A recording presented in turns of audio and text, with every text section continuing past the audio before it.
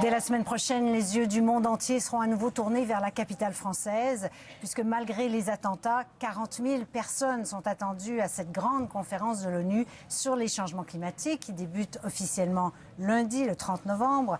Catherine, bonsoir. Bonsoir Céline. Alors, il y a plusieurs qui voient cette conférence comme un moment vraiment charnière. Il y a eu vraiment Copenhague, donc on se souvient de cet échec. Mais là, on n'a pas droit à l'échec. Effectivement. Et l'objectif est ambitieux, Céline, se doter du tout premier accord universel sur le climat. Et le mot universel est important parce que, rappelons-nous, le protocole de Kyoto ne concernait que quelques pays industrialisés.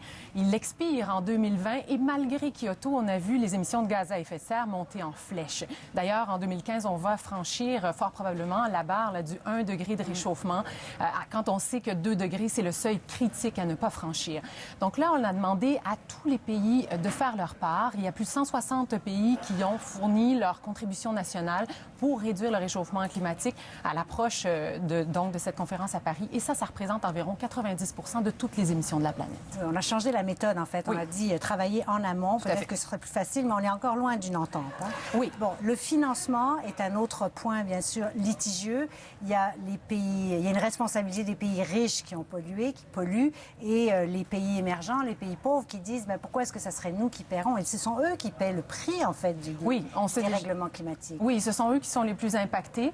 Ce qui s'est passé, c'est qu'en 2009, à Copenhague, on s'est quand même entendu, les pays riches se sont engagés à mobiliser 100 milliards de dollars par année jusqu'à 2020 pour aider les pays les plus pauvres à faire face aux effets des changements climatiques. Donc, cette année, on a déjà amassé près de 80 milliards de dollars. Par contre, en 2009, on n'avait jamais précisé, est-ce que c'est de l'argent public ou privé? Est-ce que ce sont des dons ou des prêts? Ce sont quand même des questions fondamentales et il n'y a toujours pas de réponse. Donc ça sera au centre des négociations à Paris. Bon, les joueurs importants, les États-Unis, la Chine, à surveiller? Oui, certainement. États-Unis, Chine, les deux plus grands pollueurs de la planète. Si eux veulent un accord, plusieurs experts disent qu'il y aura un accord à Paris. On sent qu'ils sont très volontaires. Ils font preuve de beaucoup d'ouverture. On n'avait jamais vu ça. Par contre, il faudra surveiller un autre joueur clé, l'Inde, troisième plus gros pollueur de la planète. L'Inde qui compte toujours 240 millions de personnes qui n'ont pas accès à l'électricité. Et donc, l'Inde dit, nous, la priorité, c'est le développement. Il faudra donc convaincre le géant indien. C'est l'Inde, d'ailleurs, qui parle de justice climatique. Oui. Alors, on se revoit à Paris. Merci beaucoup, Catherine. Ça m'a fait plaisir.